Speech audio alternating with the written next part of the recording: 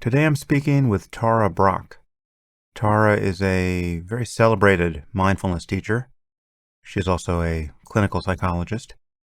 And I've been wanting to get her here for quite some time. There have been many requests for a conversation with Tara.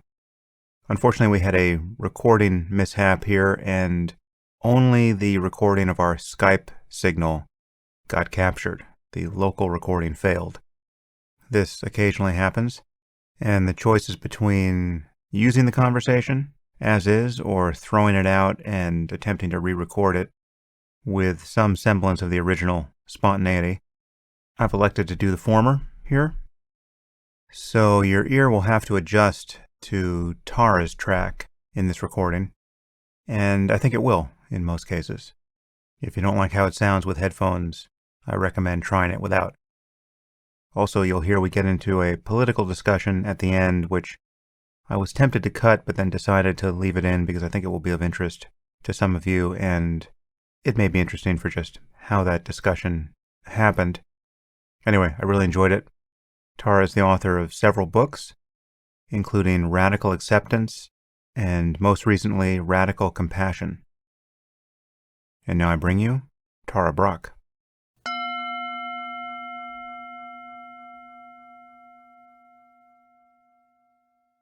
I am here with Tara Brach. Tara, thanks for joining me. Totally my pleasure, Sam. So I know we have many friends and teachers and contacts in common. I guess just to start here, tell me how you came to become interested in and practice and eventually teach meditation. Well, I started in an ashram, actually. Before that, I was very involved with political activism, very left activism, and I got kind of tired and just discouraged by the degree of kind of violence and the energy of it. And so I was actually on my way to Cornell Law School when I took a hard turn and decided to join an ashram instead, and practiced in an ashram for about 10 years, yoga and meditation. And then Which ashram? Who was the teacher? it was 3HO, Yogi Bhajan, and the Sikhs. Oh, yeah. And then left the ashram. It was very rigid and anti-feminist and hierarchical and all of that. So I landed up at a Buddhist retreat soon after, and it was really, it was. I love this. I love this story because it was really like the second or third day at a Vipassana retreat that something in me said, well, this practice can kind of carry me about as far as I can imagine. So I decided, and I was already teaching yoga, and I just came back from that retreat and said, well, y'all, now we're doing Buddhist meditation. So it was a little bit of hubris because I just literally shifted gears in that way. And then Joseph and Jack kind of took me under wing and trained me in. And was it your first Vipassana retreats were with Joseph and Jack and yeah, with with the Joseph IMS crew? up at IMS, yeah. Nice. And so have you sat 3-month retreats there and spent a lot of time at IMS?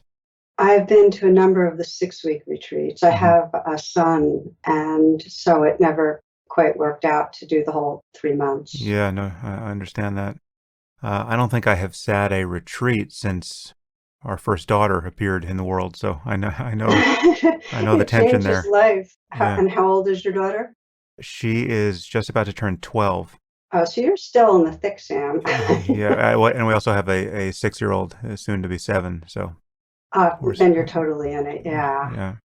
So you started with Vipassana, as many people listening to us will be familiar with it. And then so did you move on to incorporate any other styles of meditation practice beyond that? I did. I got very drawn to Dzogchen and the Tibetan teachings, but primarily Dzogchen. So that I wove that in, and whatever I'm doing over the years is some sort of a mix of that and, Vipassana and non-dual practices. And what year did you encounter Dzogchen, and who were your teachers there? Primarily Sokne Rinpoche. Mm. I've read and woken up through a lot of different teachers. I still have I Am That by Sri Mm-hmm. Nisargadatta that is literally I just read it over and over and over again. Yeah. Not sequentially. I just pluck things. It's just ever useful. Yeah, it's a fantastic book. He was a fantastic personality, really amazing. Did you study with him? I didn't. But I lived with that book for a long time, and I studied briefly with, I guess he was his translator and quasi protege, Ramesh Balsekar. Mm-hmm. But I didn't spend much time with him, and I also studied with Punjaji, so the whole Advaita thing is something I'm very familiar with. But Nisargadatta was such a cantankerous and colorful person that it's just amazing to read those dialogues and see video of him. It's hilarious. I'm amazed by how flexible he is. Yeah. He just has countless metaphors and approaches to the same thing over and over. Really brilliant. I mean, he was just a metaphor factory. Yeah, exactly. Yeah, and Punja too. I mean, I in the same way. Right now I'm forgetting the 3 words that made up his book, but because they all have these 3-word "as it is" or "I am that," or right. But Punja also is just got right to me. He would often say, "Give up the search." I guess that's 4 words. It still counts. Yeah. I've spoken a lot on the Waking Up app about the difference, as I see it, between dualistic and non-dualistic mindfulness. And, I have my own sort of special emphasis on the significance of the transition there. And because it was very significant for me. This is something I've joked and jostled and debated and griped with Joseph about. I mean, Joseph and I have done, I think, 3 or 4 podcasts at this point, and I mean, I don't know how well you know Joseph, but he doesn't have the experience of making this transition in quite the same way. I mean, he has a very interesting and, frankly, very lucky introduction to the practice of mindfulness. So it's not so vivid for him, the psychological pain of seeking that can get tuned up by a dualistic practice of mindfulness and corrected for by a shift to a non-dual one, which is something that's still very vivid for me. I mean, where do you fall on this continuum of it mattering or not mattering, that transition in your own practice? Well, first, as I'm listening to you, Sam, I would love to then listen to those conversations and to your perspective and experience. It was a huge deal for me. The first retreat I did with Sokne, for me, it really was a shift from foreground to sensing the beingness, just beingness, and then just noticing how everything could arise in that, and that the mind would narrow and fixate on objects, and there was nothing wrong with that. But in the noticing of that, there could be a falling back into freedom, into beingness. So that was a really, really big deal. And the other big deal was really getting that any controlling consolidates a sense of selfness, and that it's really in the surrendering, the utter non-controlling, utter letting be, letting life be as it is, that there's a re-inhabiting of that being quality. So effort, the whole question of what is effort becomes really, really interesting. That it's skillful and intelligent to on purpose make an effort, and that the true skill in it comes from it becoming less and less of any tension in the system until there's truly non-doing. So those 2 elements are really big deal: the foreground to background and the non-doing. And I'm curious how that resonates for you and how that lands, in terms of your understanding. The difference there for me is everything. There are obviously paradoxes here that need to be acknowledged, and there's just the sheer fact that it takes people, however long it takes, to become sensitive to the distinctions we're going to be making here, and that can be frustrating And, the paradox is there's really no good reason for it to take long at all, but it does. And you need a requisite degree of mindfulness and concentration to even follow what we're saying here, or will be saying. And there's also the paradox that you can get a lot of benefit from dualistic mindfulness. It's not to say that it's not valuable to be practicing and noticing thoughts and intentions and emotions arise from the apparent point of view of being the subject in the head who can aim attention at these objects in consciousness and feel some relief even in making that distinction between the thing and the thing that's knowing it. You can kind of break the spell of identification with many of your thoughts and reactions, even dualistically, and that does provide some relief. But in my practice, I became very caught by the dualistic, striving logic of it. I spent some time with U Pandita on retreat, 2 months once, and then 1 month a couple of times after that, and really just went hook, line, and sinker into the sort of progressive insight model of seeking on some basic level to get elsewhere through the practice of meditation. I mean, whether it's spelled out this way or not, the message you get, certainly in the Burmese line of things, is that really there's nothing to notice in this moment beyond the pervasive evidence of your unenlightenment. And what your job is to pay such careful and equanimous attention to that mess that you break through to something else, to something that's really not here right now, right? Like the mind of the Buddha isn't here right now. Right. If you're going to follow the logic of the Visuddhimagga as filtered down through Mahasi Sayadaw and his line. And the Vipassana community, mostly Joseph and Sharon, who I studied with more than Jack, but, Jack was also a teacher, everyone was captivated by that logic. And it wasn't until a few of us actually went and saw Punjaji and then became interested in Dzogchen, and we all went to see Tuk Oregon, that began to shift.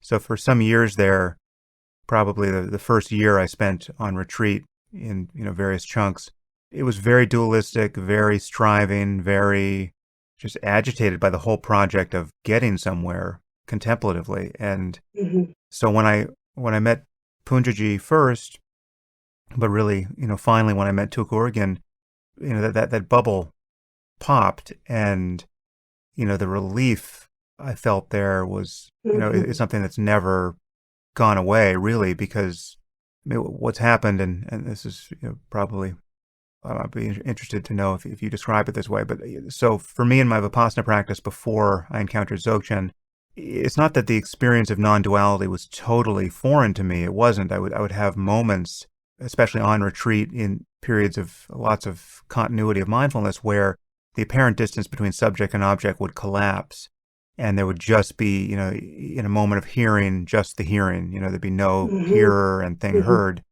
And so it would be with seeing or, in any other sense channel. And there'd be this brief moment of just unity, and then, my thinking would come online, and I would think, oh, that was it. That was interesting.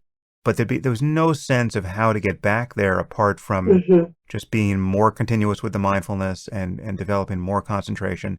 And the sense of selflessness that I was, experiencing and being taught to experience through those teachings really seemed predicated mostly on the experience of impermanence, right? It's like anatta that's born of anicca. The fact that everything is just arising and passing away. It's pretty obvious there can be no self in the middle of all this, because there's nothing to which you could attach that notion.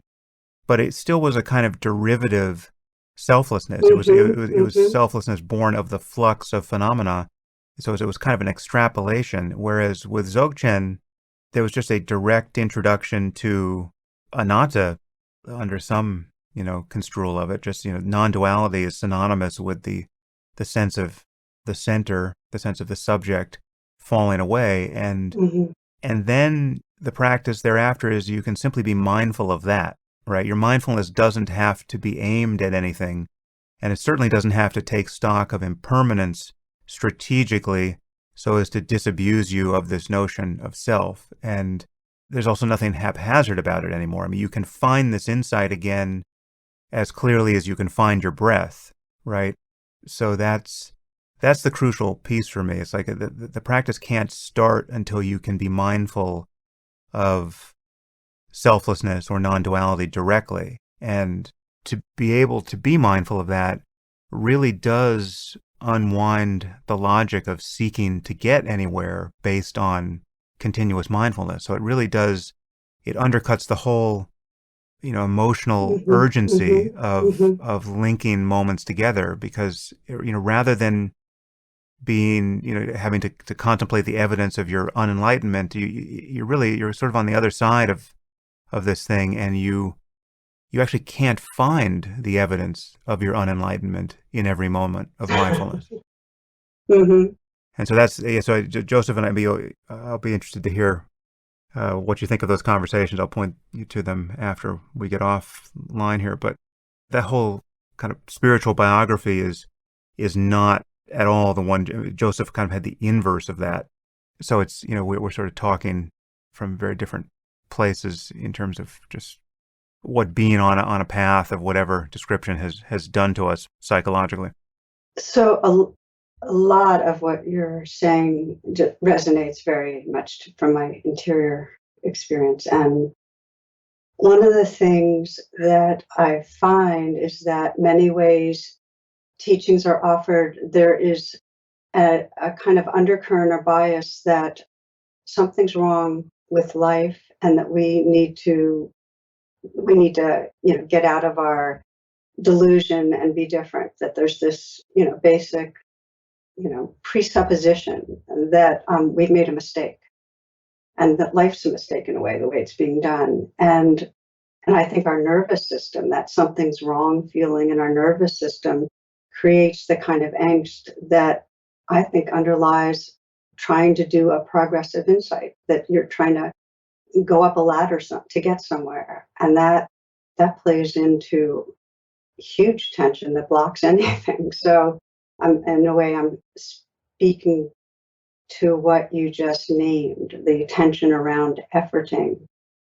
And what has come clear to me is the word trust has a lot in it for me, because the more awareness is clearly the truth of being, more than any story I could tell myself, the more that trust allows a relaxing back over and over again. It just happens naturally. And there's more recognition, when I say selfing, of just that there's some tension because there's the glue of identifying.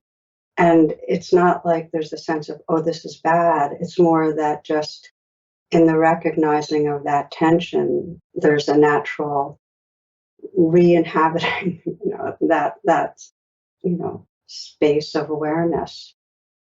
But what I have found in teaching, at least the people I have worked with benefit from a training and paying attention to the foreground, as you described. It's fine to have a platform of a witness and then hopefully have the skillfulness to loosen the grip and see beyond what we are.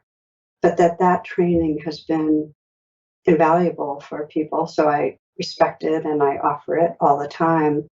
And the other piece is that it doesn't seem to work without an intentional cultivation of compassion. And that while compassion flows naturally when there's a relaxed resting in non-dual presence, it flows naturally. It also can be, and the Tibetans describe it as kind of manufactured or deliberately invoked as a way of a kind of antidote to the tensing in our system, allows us to relax and then re-perceive, oh, there's no separation, this is all one. So a lot of what I teach is a blending of mindfulness and self-compassion, and as things quiet down, then a gentle turning towards and becoming aware of awareness. Would you be up for doing like a 5-minute guided meditation now? Sure.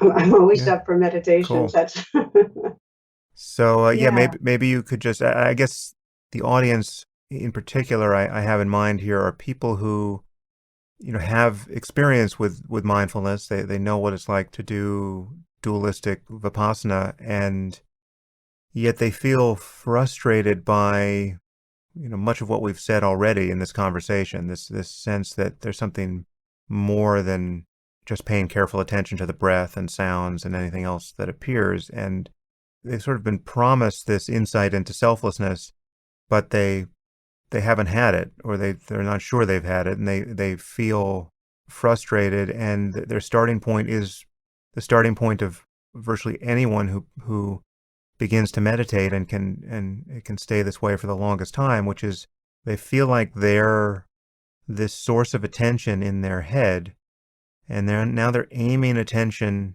at the breath or at sounds. And so attention is this kind of spotlight that has a source, and that source feels like me. It feels like them. It's me in here behind my face thinking my thoughts. And now I'm paying attention to the breath. But really the game here is just thoughts come up and distract me. And if I'm lucky, I can notice a thought very early as yet another object of consciousness. And then I come back to the breath.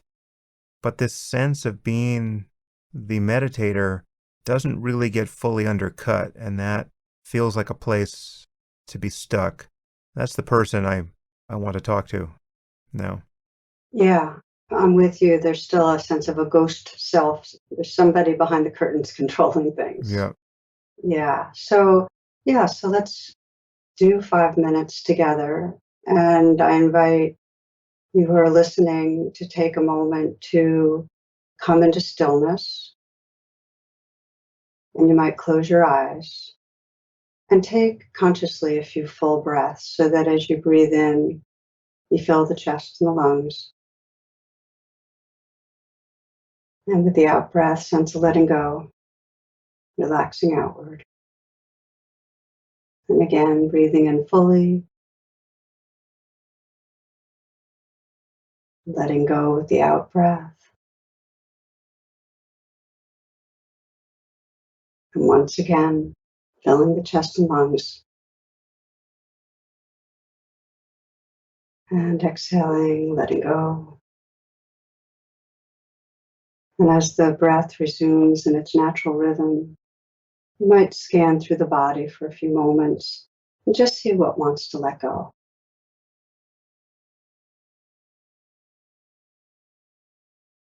Softening and relaxing obvious tension.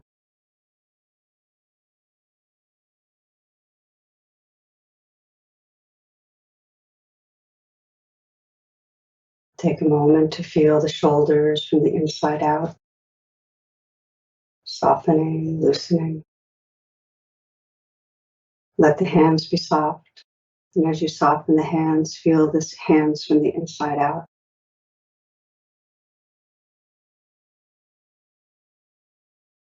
And let the chest be open.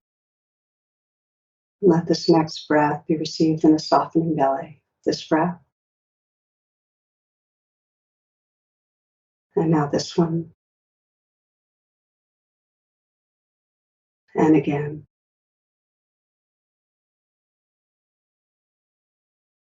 And feeling the breath and feeling the body breathing. So if you widen the lens, you can feel this whole body as a field of sensation.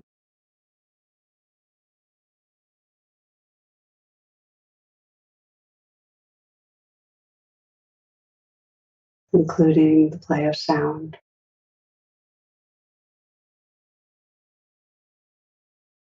So you're listening to and feeling the whole moment.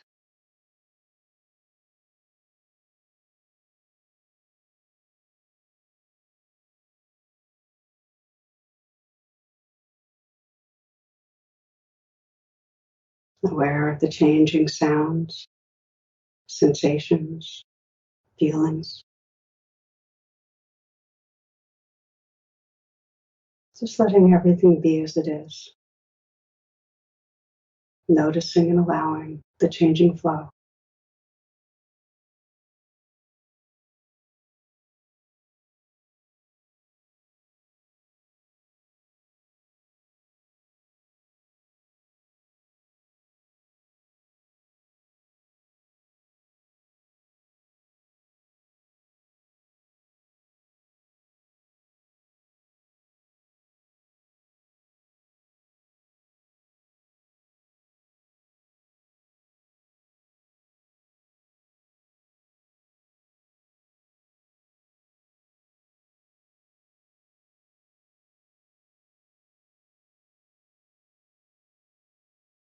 aware of the sounds right here, the sensations, feelings, sensing this changing stream in the foreground, and sensing in the background awareness, consciousness.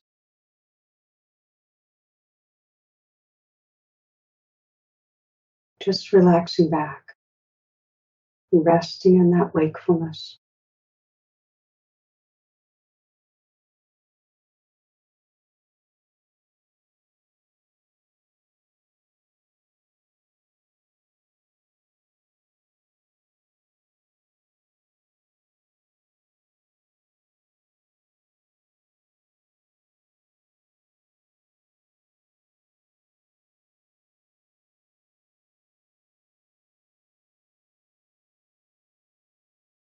Aware of your own awareness.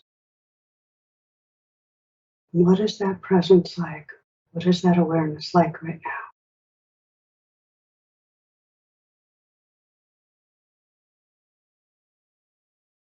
And can you sense the quality of openness? That everything is happening in this openness.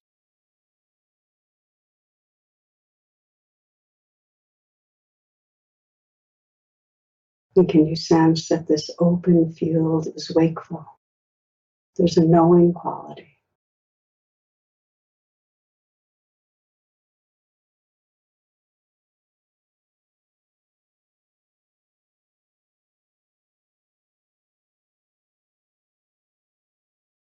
And that this open wakefulness is naturally tender, responsive.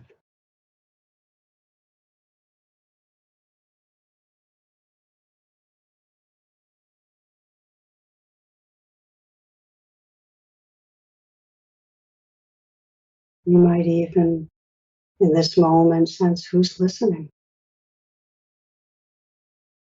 And just gently turn the attention back and sense what's here, what's awake and aware. And then relax. No need to search, just relax and be whatever you notice.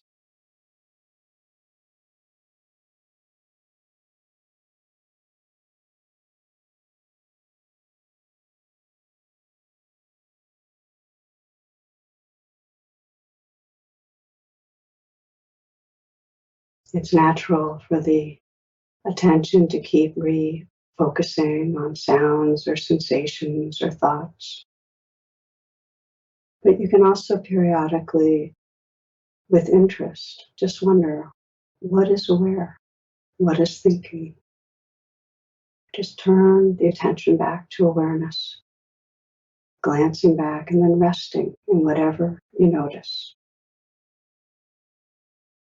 Becoming familiar with the open, wakeful presence that's your true home.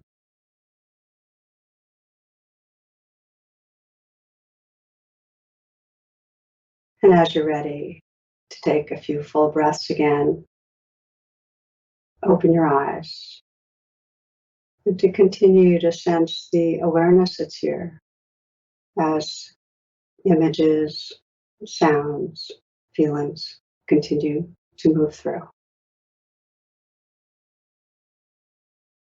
Nice.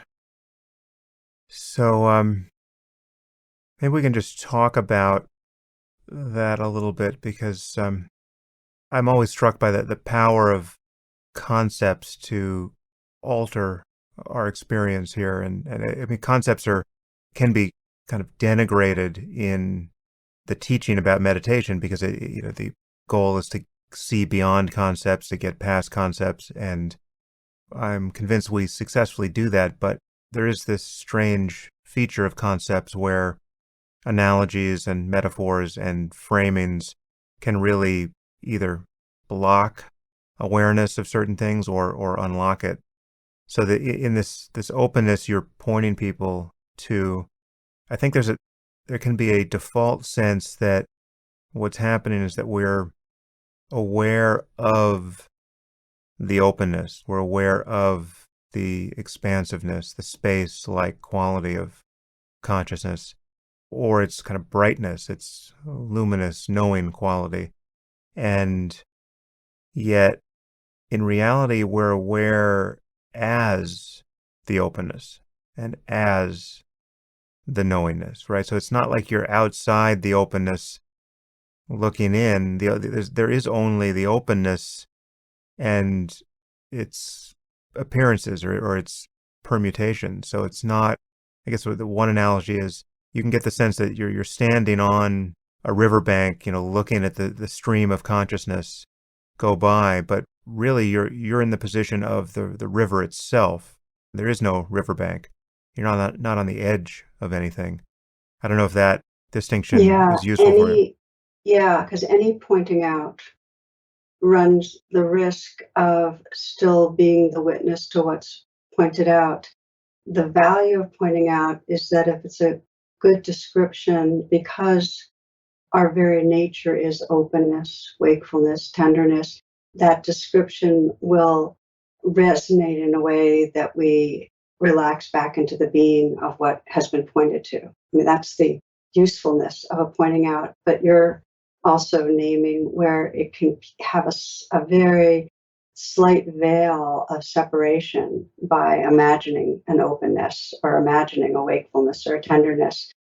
And that to me is the reason, in guiding meditations, that it's really a light touch on how much you point out versus inviting people to just be, just to be what is.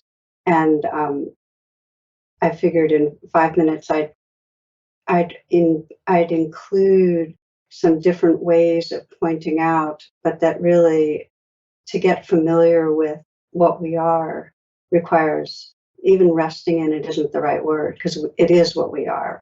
And I love the way one teacher described it, that it's awareness is meditating, or reality is meditating. There's not a self meditating. So we're just coming home to what we are. Yeah, so I'm with you on the usefulness and the shadow side of concepts.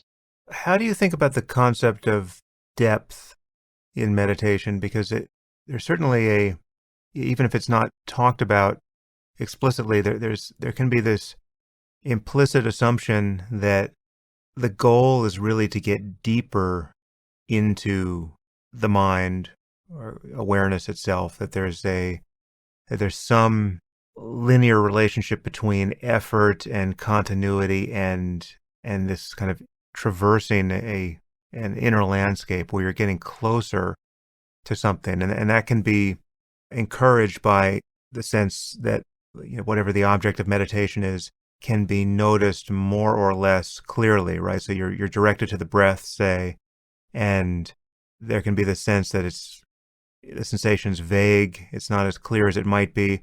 Well, then, okay, you have to get more concentrated on it and penetrate more deeply into it. And that begins to suggest that the truth is in some way deep within, wherever you're aiming your attention. And yet, in my experience, this shift from dualistic to non-dualistic mindfulness happens right on the surface. It's much closer than that. And the analogy I gave Joseph once back in the day was that it's almost like in every moment of meditation instruction prior to meeting Tuka Urgyen, I felt like I had been told, like you go to the edge of a still pond, and the goal is to recognize your face, but I was led to the edge of the pond and told to look deeply into the water and look at those fish, look at that moss and look at that. There's so many things to notice. And did you see that down there? Every moment of this exercise, I'm staring directly through the image of my face, looking back at me, but my focus was on the wrong plane. I was reaching deeply into phenomena, and yet if you just shift the plane of focus ever so slightly, you see the water's surface and your face staring back at you. And again, this is only an analogy, but it captures the instantaneousness and the surface aspect of the shift this is not far away and deep within. This is the Right. very first moment of looking wherein it can be seen. Yeah. So, Sam, I'm hearing a bit of the same concern as earlier in the conversation, that whether you call it progression or depth, there's somewhere to get, and that trips off all of our, trying to do something with a strain and missing what is closer than we can imagine and easier than we can imagine and more wondrous. Mm. So those are the Tibetan descriptions of how come we miss it. And I'm with you. And I think the reason I use the word skillful, like a lot of Buddhists do, is we have goals, we have just the intention. Even the word meditation has to do with a training, which implies that you're trying to train and become better at something. So for me, it's really, how do we hold that kind of intentionality and effort lightly and wisely? Because there's something, and I think of it often in terms of aspiration. I have aspirations or deep longings, and when there's a sense of separation, I have a longing to belong. And there's some wisdom in that longing. It's like awareness calling me home. So if I can hold it lightly, not as if I should be better or should be getting somewhere different, but just honoring that the longing is here and actually opening into the center of it, it carries me into the belonging. And I'm using that as an example of how it feels wise to pay attention to our urge to evolve without the tightness that says it's wrong how I am and I Mm. need to get somewhere else. That there is just some natural unfolding going on, and it's our wisdom. It's awareness that's inviting us into a process. I'm not sure if that how clear I'm saying it, but I'm with you that the effort of going deep misses it. The effort of trying to be a different kind of person or trying to have a certain experience misses it. But some choice to attend, which is often, at least it's just, maybe in reality, there's no choosing. I mean, I get that. But it feels like there is, and cooperating with that, just the way I'm cooperating with my longing, seems to be skillful. Yeah, yeah. I mean, you're going to be apparently choosing many things anyway, right? I mean, you have to figure out what you want to eat for dinner. You have to Hmm. figure out what to watch on Netflix.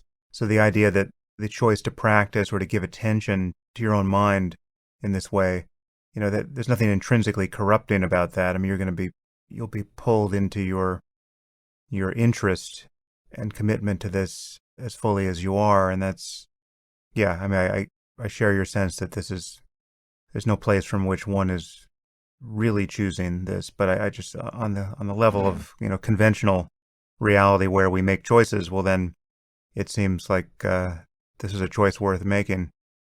How do you think about the transition from the frame of formal practice to the rest of life? How do you teach people to live from the experience they have in meditation and to erase the seeming boundary between practice and the rest of life? And that's a great question, because often the in a way, I don't think of the path as going deeper or getting somewhere, but just getting more familiar with reality, Hmm. that our nature is reality. So familiarity is a really valuable word to me. It just seems like that's what's happening. We're just getting more familiar. And often in daily life is where there's the most triggering to contract away from our natural openness or wakefulness or tenderness. So daily practice has to have compassion. And that's, I emphasize compassion a lot, because, we are so rigged to go into what I call the trance of unworthiness. I mean, we're in trances all the time unless we're being the awareness. But the trance of unworthiness is such a huge one, at least in Western culture, feeling a sense of failure or deficiency, that to relax and to begin to undo that, it takes a lot of intentional cultivation of self-compassion. So when I teach a lot the rain meditation, which is a weave of mindfulness and compassion, and you're probably familiar with it, yeah? Actually, I'm not, or I don't know it by that name. I mean, I So know of this is compassion practice in the kind of the standard jhana style, metta turned toward suffering version. But if you are game, I'd love you to do a few minutes of this as well. Do you want to just jump into another sure. session? Maybe I'll context it and Sure. then, yeah, because the rain meditation is, I've had more people tell me rain saved my life, that in terms of daily life, helping to bring them back to who they knew they were. And I, my most recent book, Radical Compassion, focuses on the RAIN meditation. And RAIN is an acronym that stands for recognize, allow, investigate, and nurture.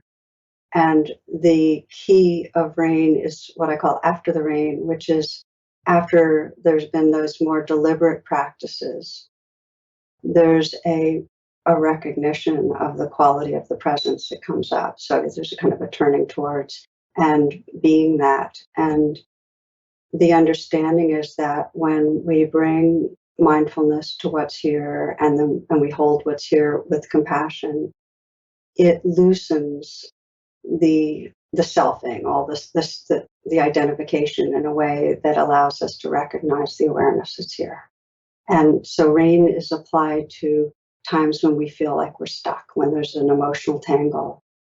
So with that as, and I'll share one story and then the practice that I've been teaching RAIN for years, and it was initially the acronym was first taught by Michelle O'Donnell, and she had the N of RAIN as non-identification, and non-identification is the fruit of it, but it's not a doing. You can't not identify. So, and what was missing for me was compassion, because when people are really emotionally stuck, there's a lot of pain, and we need the softening and the dissolving of compassion. So I shifted nurture into it. I did it for a lot of years. People kept giving me the feedback of how much it changed their lives. But what motivated me to write about it was my mother, when she was in her late 70s, came to move down here to live with with my husband and I, Jonathan and I.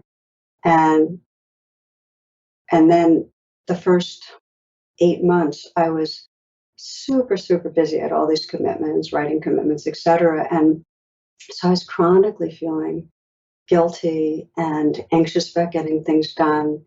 And one day I remember she walked into my office. She had a New Yorker article or something she wanted to show me. And I was fixated on my computer, actually putting together a talk on metta. And I barely looked up. And so she just, graciously dropped it off and started and moved away. And I watched her retreating figure and I thought, oh my gosh, I don't know how long I'll have her around. And so I did RAIN then. And I sat down and I recognized, what was going on inside me and allowed it to be there. Just when allow, I usually say this belongs. It's just part of the waves of the ocean right now. And investigate. And I found underneath, the anxiety, that very old fear of failure place.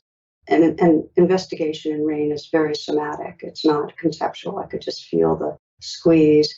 And I brought kindness to it and felt a more spacious feeling and just noticed again, that kind of wakeful openness, kind of home in what is, and just tenderness for the whole process. So after that time, I just, regularly when I found myself getting tight and, didn't want to take, kind of resented the extra time I needed to spend going, taking my mother somewhere or doing something, I would do some RAIN. And it really shifted. I became much more just living the moments with her, having our big salads together at night and taking walks by the river and And when she died, which is really only 3 years later, I just remember so much, and I adored her, the grief, but also just not feeling regret. Like we had lived our time together. And so when people tell me rain saved my life, I think of it like rain saved my life moments with my mother. And that motivated me to write about, just the different ways we can bring rain, whether it's to rain on blame, rain when we're, in conflict with others, rain when we're, ashamed of ourselves, rain when we're angry or fearful. So with that larger contexting than I had intended. That's great. No, it's such a pain point for everyone. I mean, and that moment you describe is so familiar to me that it's fantastic to have that context. Yeah, yeah. So we'll do a brief rain practice. And as a way of beginning, again, I invite you to become still. Eyes are closed. And take a moment again to scan through your body and see if there's anything that might want to let go a little. Relaxing the shoulders, softening the hands, letting the chest be open, and softening the belly, letting the breath come deep into the torso.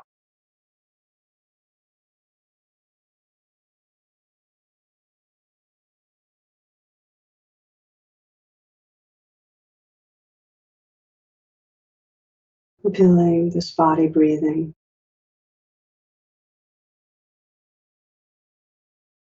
And taking a few moments to scan your life and sense if there's anywhere that's asking for attention, where you're feeling triggered or reactive. Could be something where you're in a conflict with another person and you're feeling angry, holding blame, feeling defensive. Might be feeling anxious about something that's coming up. Maybe something around health, your own health, someone else's. Might be a place where you're feeling hurt by others. Maybe an addictive pattern that's playing out and you're down on yourself. So just to choose something where you, perhaps in the last days or week, felt really reactive, but not something that's traumatic.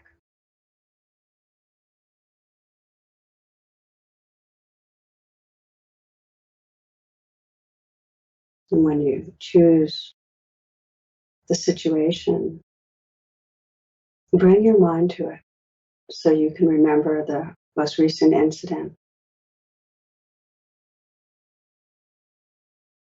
Let yourself sense the room that you're in. If there's someone else involved, see their face, expression on their face, remembering the words that they spoke.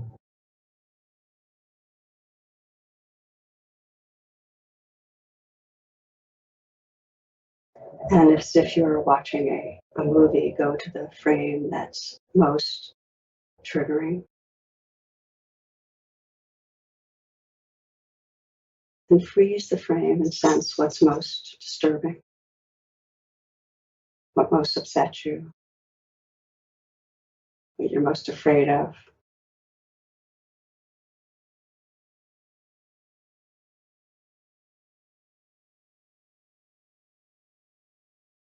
So rain begins with R, which is recognize, and just to recognize whatever emotion's predominant. And it helps to mentally whisper it. Maybe a few, but just choose whatever's most calling your attention. Maybe anger, fear, anxiety, hurt.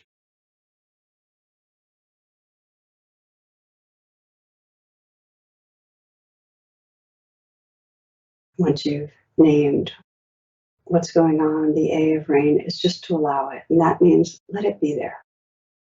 Allowing is kind of an intentional letting be. You might even whisper the words, this belongs. And just think of it like these are the waves that are happening right now. You don't have to like it, just not to fix or get rid of it. Just let it be. And allowing will allow you to begin to investigate. And investigation's primarily somatic, which means just to feel your throat, your chest, your belly, and sense where you're feeling what's going on the most.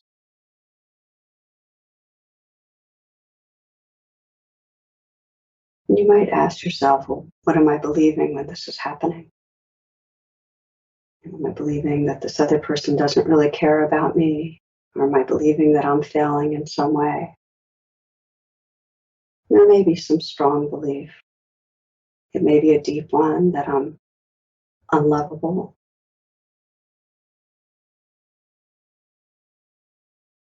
If you sense a belief, come back to the body. And again, when you're really believing this, what's going on inside you?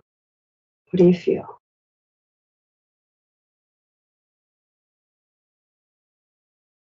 And to help you get in touch with what's there in your body, you might have your face in the expression that matches the feeling. Maybe your jaw's clenched, your brows are knitted. Your posture might be slumped a bit, or your hands and fists, whatever has to do with the feelings in your body, and that'll help you to access them more. And sense the worst part of this again, what you're most upset about.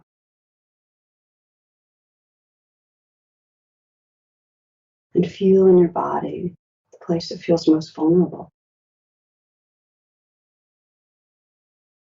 And you might put your hand on your heart or your hand on wherever you're feeling that vulnerability. In a way, that's the beginning of nurturing, the N of rain. But it also helps you to really contact what's here. And as you feel that vulnerability, you might ask yourself, well, what does this part of me really need? How does it want me to be with it? Maybe it needs a reminder that it's lovable, that it's okay. Maybe it needs to feel a sense of belonging to something larger, feel held. Maybe it needs to feel forgiven or accepted. What does this place need?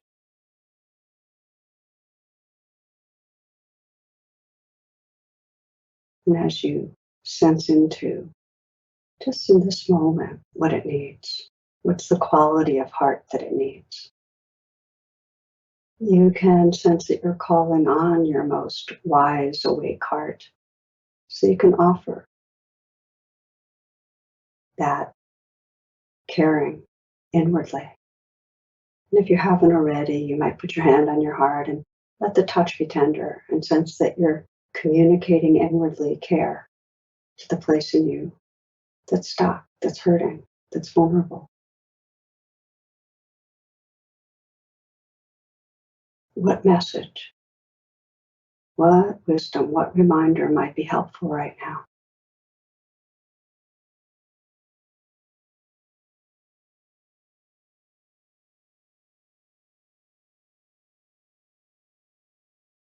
If it's hard to offer yourself kindness, you might imagine some other person who you trust, who you sense is loving and kind and wise, and just sense their presence and their caring energy flowing through your hand into the vulnerable place.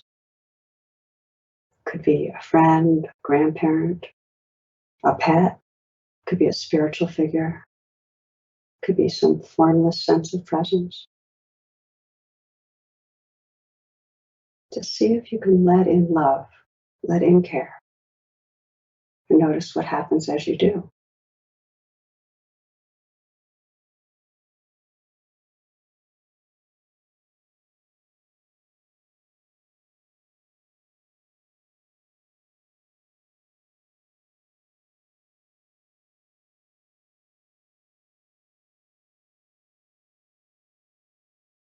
And then widening your attention, just sensing being right here. And notice the quality of presence that has emerged just in these last few moments or minutes. Notice the shift to whatever degree, from the angry self or hurting self or fearful self to some sense of presence, perhaps more spacious,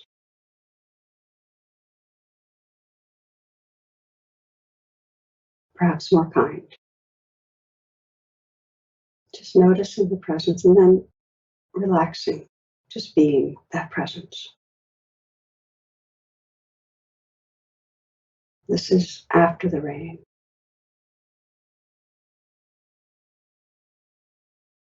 And it's in these moments you can sense that this presence is more the truth of who you are than any story or emotion that's passing through.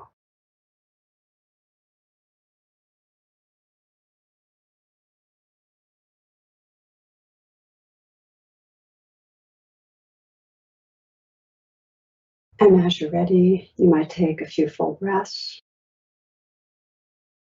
and open your eyes. Thank you. Nice. That's such a great conjunction of formal practice and the crucial moments in people's lives where it seems like practice is needed, but so often unavailable. Well, the key is pausing. Yeah. Once we get on a roll, we just tumble into the future. We're just on a reactive roll. And so the first step is knowing, okay, because most people, when they're in reactivity, that's when mindfulness, is utterly unavailable. Like you can't even remember the way back. So there's some value to have kind of a tool, which is easy to remember when our mind is scrambled, that just says, okay, it's recognize, allow, investigate, nurture, and then notice the presence, open to it, be it. So yeah, people do it on the spot when they can. It's a light rain, Mm-hmm. And then people also do it on the sidelines when they're working an issue, sometimes building it into their meditation practice. And now there are more and more people, Sam, that are doing this as rain partners, which I really love because when Jack and I do teacher trainings, we have all the teachers, to have a rain partner for the year or whatever, because it actually makes it less personal. That when I share with you, here's what I'm working on, you share with me, here's the stuck place. It's just more, we get it that, okay, this is our human conditioning.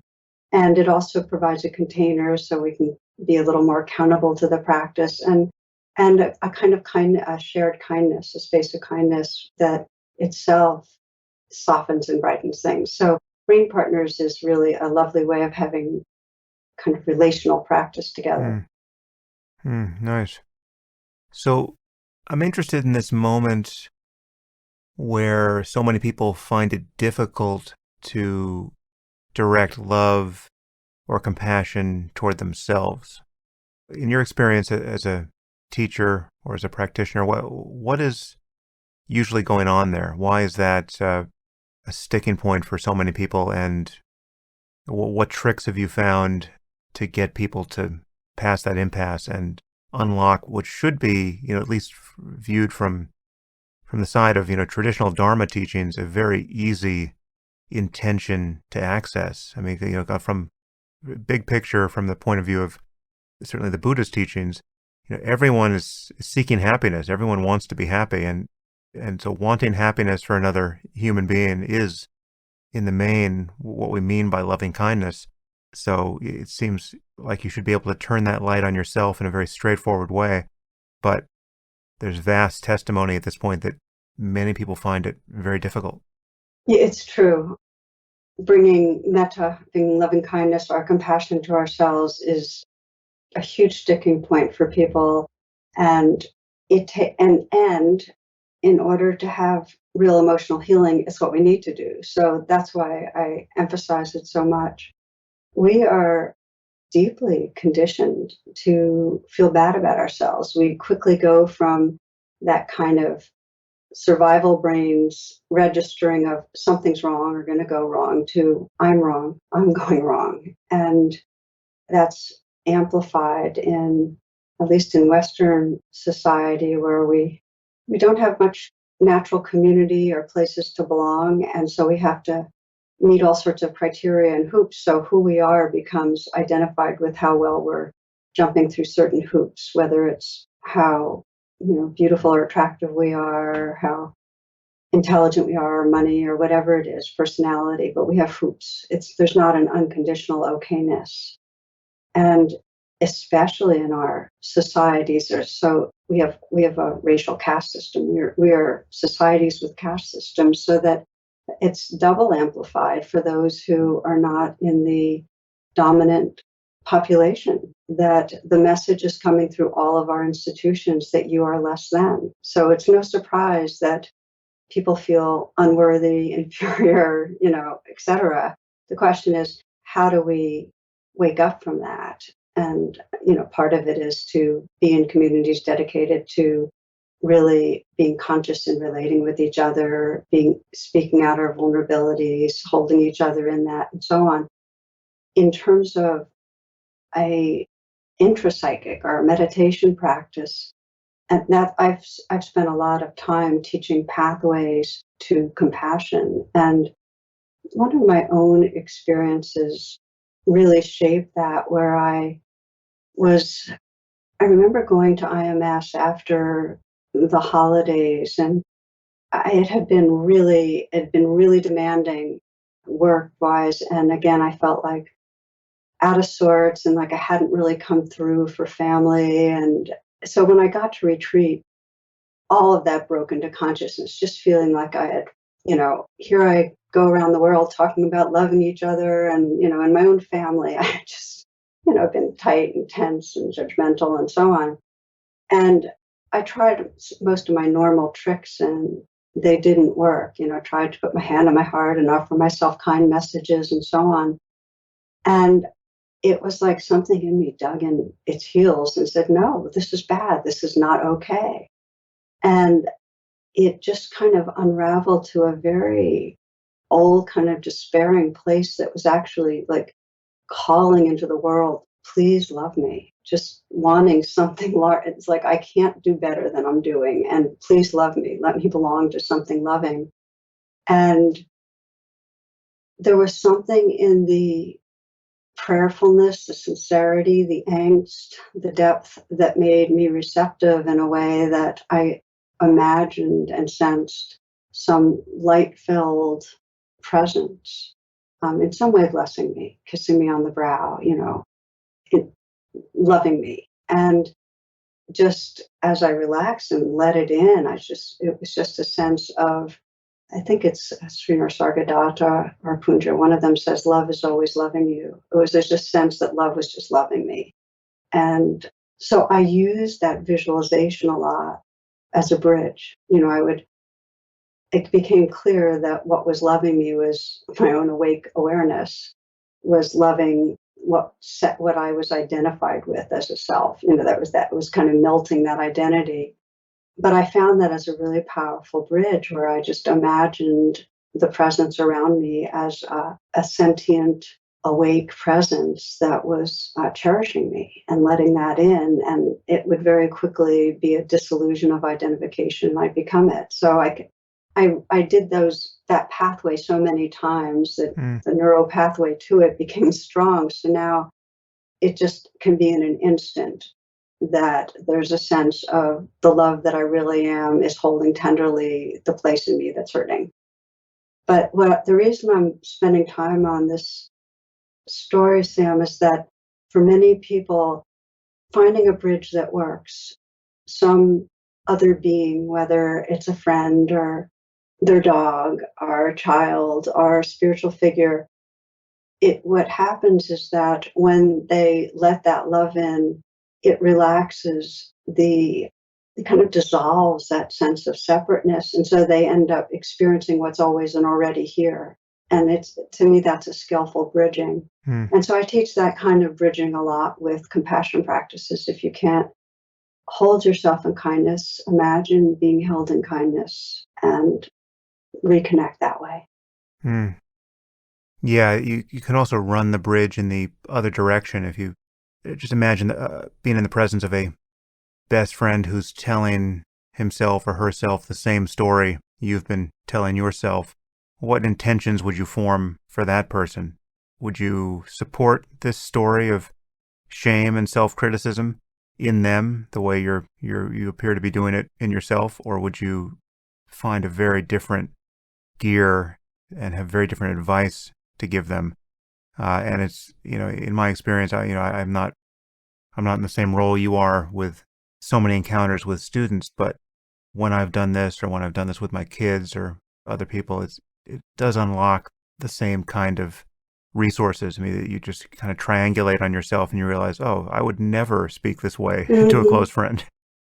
That's exactly right. In fact, I've kind of my criticism of the way metta or loving kindness or compassion is taught is that it's way too narrow. There are so many different pathways that arouse the tenderness.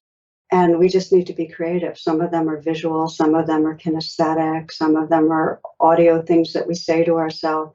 But when I work with people, I'm just helping them define what pathway. We all have tendrils that connect us to what's always here. And it's finding those tendrils and then activating them and practicing them until they become a really well-greased pathway. I know I'm mixing a lot of metaphors here, but that it really works. And I see it work with compassion for others too.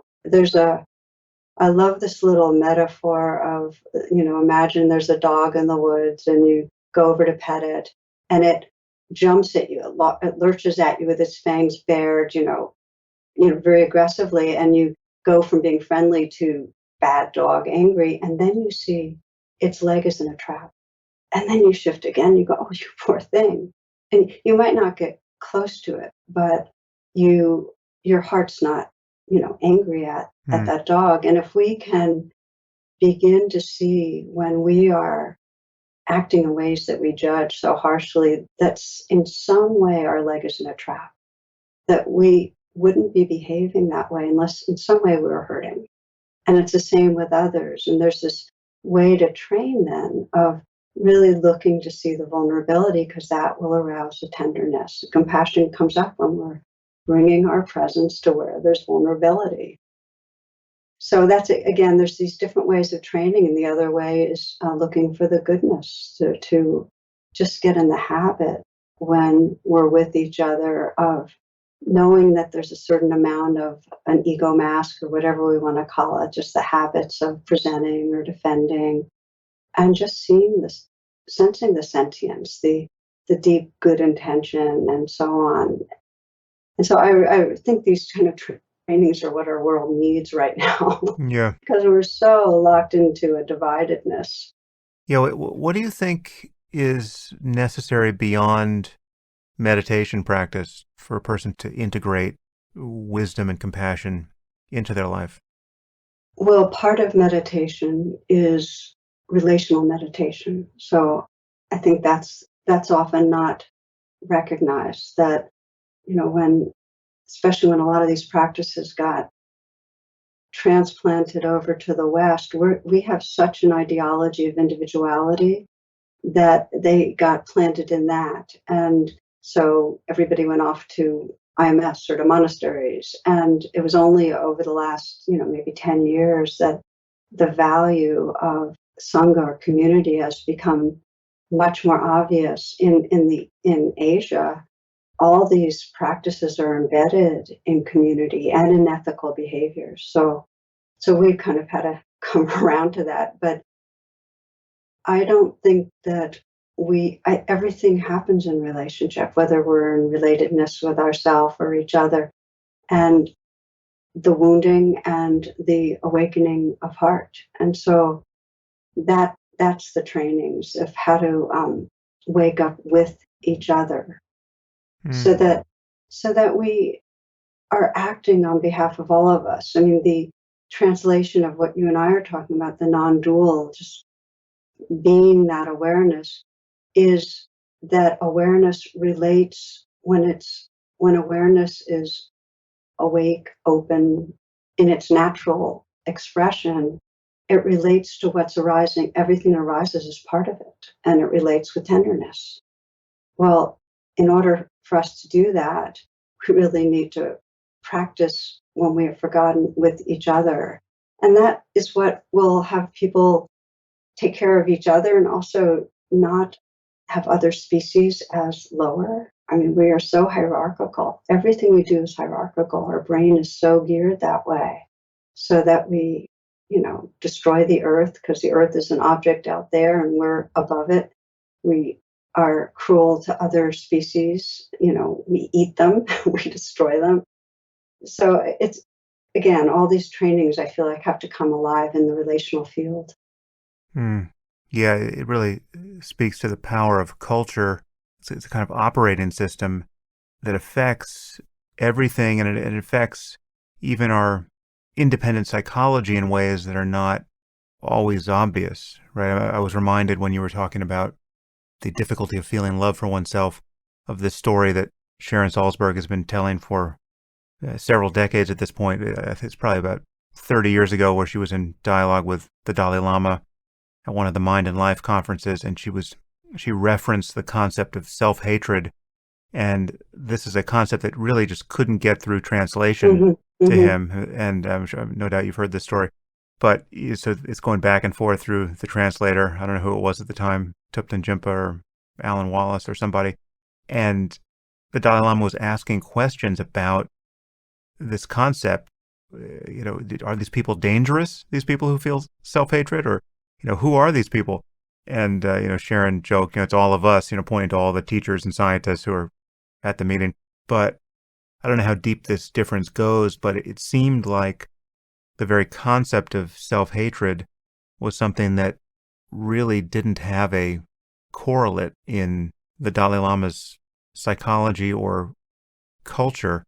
And that's fairly astounding, but there are many things like that where we have been created by culture and cultural norms and all the hoops you've mentioned that we struggle to jump through, and all of this has become a kind of background operating system that we can't really inspect very well, and we can see its consequences once we become sensitive to them, and we can make deliberate changes and broaden our experience and aspirations and associations and try to shift things in addition to simply being mindful of everything that's arising as it arises. But it's incredibly powerful, and it is really the thing that determines the video game you're playing that is your life, or the movie that you're watching that is your life. There's a lot of legacy code here that has been written not by you, but by everyone who preceded you in the culture in which you have lived. That's right. This one person said, we're not thinking our own thoughts, we're thinking society's thoughts. And we are incredibly, what's been internalized, we're just beginning to wake up to see. And that's why, in these last few years, my biggest wake up domain has been around racism, because you can't be part of this society and not be racist and not have some inferior, superior, some entitlement, some privilege if you're dominant. And to begin to wake up to that is really profound. And I don't see how we can be on a path of awakening, a spiritual path, without paying attention to that particular domain. It's so big. Not paying attention to it means those operating systems are still contracting on some subtle level, are keeping us in a smaller identity of us and them. So it feels for Westerners that very intentionally building in ways of paying attention that undoes separation and nourishes community are really important.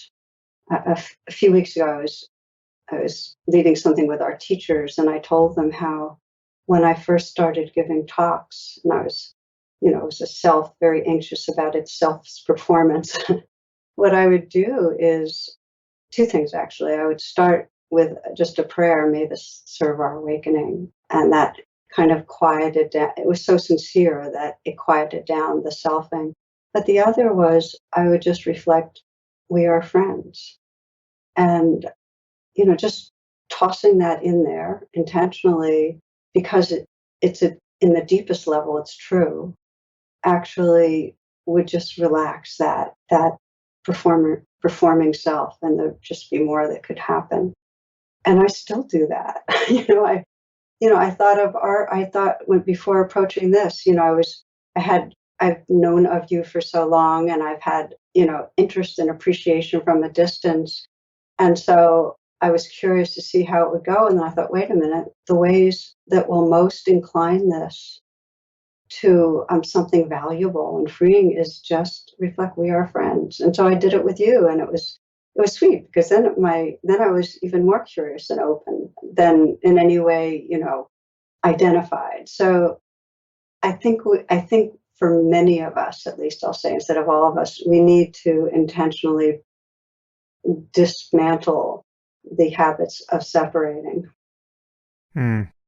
It's an interesting topic to bring up here. I don't know that we should go deeply into it. I feel like it'll be, in the end, seem like a distraction, but I don't know how familiar you are with my podcast life and my criticism of woke identity politics, but I feel like there's been a kind of indoctrination of much of culture and much of Dharma culture with what we might call critical race theory, which is actually fairly regressive, in the end, from my point of view. I mean, I would just plant two flags here where you can see them to give a sense of just how I think about this. One is I think the goal here is really quite obvious. We want to get beyond caring about superficial differences between people like skin color. I mean, skin color in the end needs to become like hair color in having zero political or moral significance, right? And so the question for me is just how to get there. And many people seem to be suggesting that, there's some people are actually saying that's a false goal. We should never get there. Race is an indelible separator between people, and it should remain that way, and we have to deal with it.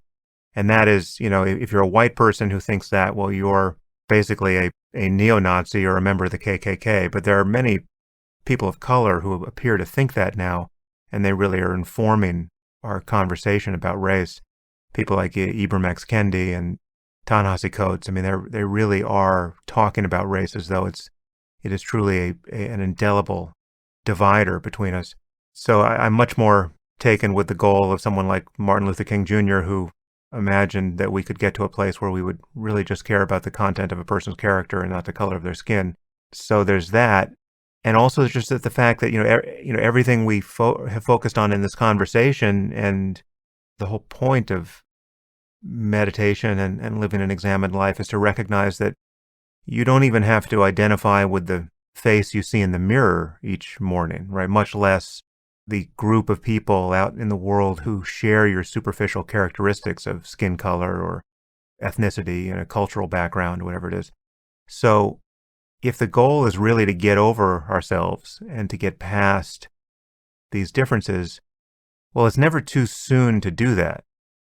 A future where we have surmounted the problem of racism is not one in which more and more of us are passionate anti-racists or super concerned about the prospect of our own racism. It's a world in which we simply have forgotten about race. I mean, in the same way as we never acquired a fixation on hair color as being politically or morally important. And so many people are and now Tara, I realize that, by way of not having this conversation, I'm just plunging us into it, but I'll just give you this download. Obviously, we can edit this if we decide we don't want any of this in here.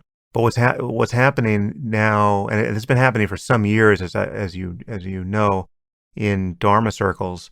I remember kind of arguing with Joseph about this a little bit, even before I realized this was a major cultural phenomenon, and it was going to be happening on college campuses. And in our politics to a huge degree in recent years. So going back about 10 years, or at least 10 years, I was hearing the kind of percolations of this in Buddhist circles. But one other data point here, which reveals the pathology of this, which is so Coleman Hughes is a young black intellectual. He actually just graduated college, but even before he got his degree in philosophy from Columbia, he was making very public contributions to our discussion about race in the last few years.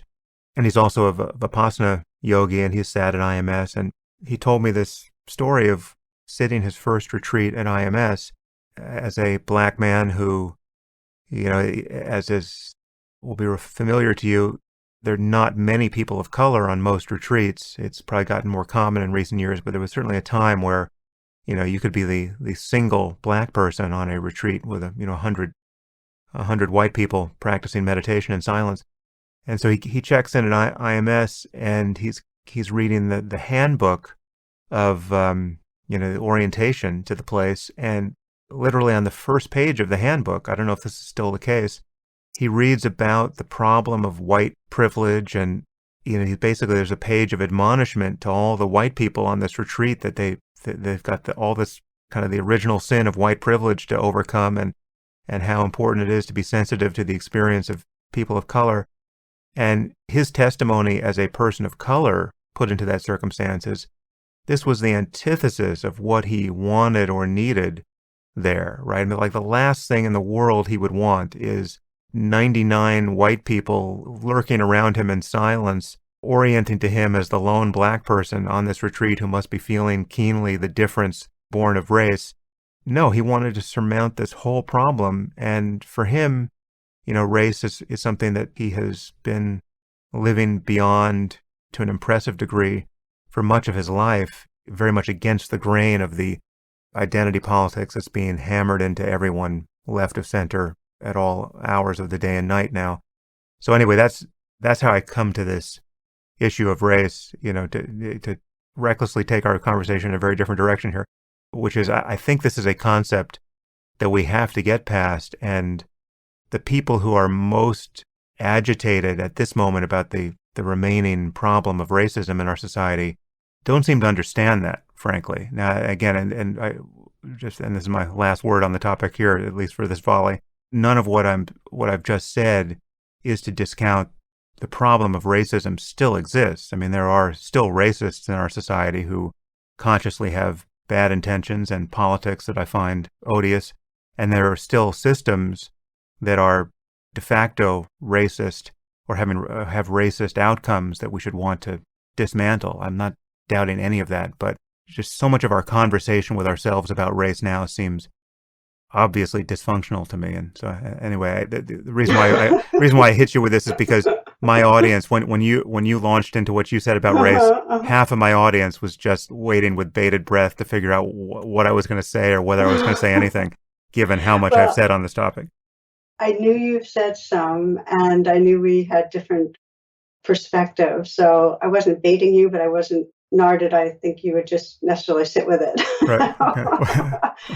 Although in the miracle of editing, I can just seem to sit with it if we want that. We can lob off. I get that. And it would be a valuable, interesting process to move further. I'll just say a little because it is big. And for Coleman being one of 99, that's one experience. I've been very, very involved with doing every strategy we can to diversify our retreats. And now we have, a little less than half people of color. And the reason why is because I've gotten my co-teacher. So our team is always half and half. And because if you see somebody up front who's an authority that's like you, then, you feel more welcome. We have affinity sitting groups so that people can go and sit with just people of color if they want to each day, and a lot more. And in contrast to your experience with Coleman, I get countless people telling me that they have so much gratitude that we have made it safe enough for them to come and feel a sense of belonging. And that people would tell me that in the past they felt physically unsafe with just having, like a white team of teachers or without having the chance to just be with people of color. And so what I would say is that there's a huge amount of racialized trauma in the bodies of Black and white people. And that as much as I think race is just a concept that's been created, it's one of those real but not true things, as Sophney would put it. It's not truth in the sense of, there's no difference, but it's real in the sense of the way it now has an impact. And to undo that impact, it takes, I think that the shadow side of the non-dual is some idea that it's right here and we don't have to, we just don't believe it. And we just, because as you were saying earlier about the implants from our society, it's a deep part of our operating system. And I do think it takes intentional looking and dedication and caring. I was in a white awareness group for a year, and then I did 3-year process with a racially mixed group, that wonderful group. We were gay, we were straight, we were trans, we were Black, brown, white, etc. I was in the minority, with the intention of what's life like if you're in the dominant or non-dominant population. What's it like? And Sam, the stories and the sense of daily, the kind of not being seen, the violations, the challenges, the hurdles for people, especially the people of color, the stories. Like I was a mom of a teen, and another African American woman was, and for her teen going out at night panicked her because he could get shot, bad things could happen. Just getting to know what daily life was like, very, very well. My first reaction, to be honest, was this growing sense of people would share their stories, and I felt a sense of not belonging, because I'd been living in my white bubble, which has been quite comfortable and so on. So I went through a number of months where I was feeling a sense of guilt, like I was the bad guy, all the things that aren't useful to feel. And then I did some rain on my own, and it broke open to this place of, first I felt the bad personhood, and then as I opened and came into a larger awareness, I could see it was just a group identity. This is just the conditioning of the white mind, to be entitled or privileged or whatever. It's not who I am. And that let me just grieve. And the grieving felt so necessary, to be able to just grieve the degree of centuries of suffering. It felt really important that my heart could break like that. And after that, I haven't felt white guilt. I don't feel identified. I feel like I'm more and more aware of the conditioning of a white person as a group identity, but I don't feel a sense of personally holding the guilt, and so that has freed me to get more engaged and active. But in contrast to you, I do think it needs to be a place, it's like where the wound is, we pay attention. And this is a huge wound. It's real. It's not true in the sense of the concepts, but we need to pay attention. And I have watched the change in our retreats that have allowed people of color to come and to feel more of a sense of belonging. And so it gives me kind of a confidence of what's possible, and we've got a long way to go. Well, I think there's probably a very interesting conversation to be had on this topic. I imagine I could add one person to your team. Joseph actually would be a very good person to add to your side of this, because he certainly shares this view. And if I brought Coleman into the conversation, we could perform a mutual exorcism on one another and see where we landed. It could be fun. Have you read the book Caste? No, I haven't yet, but it's sort of on my list. I've heard people love it.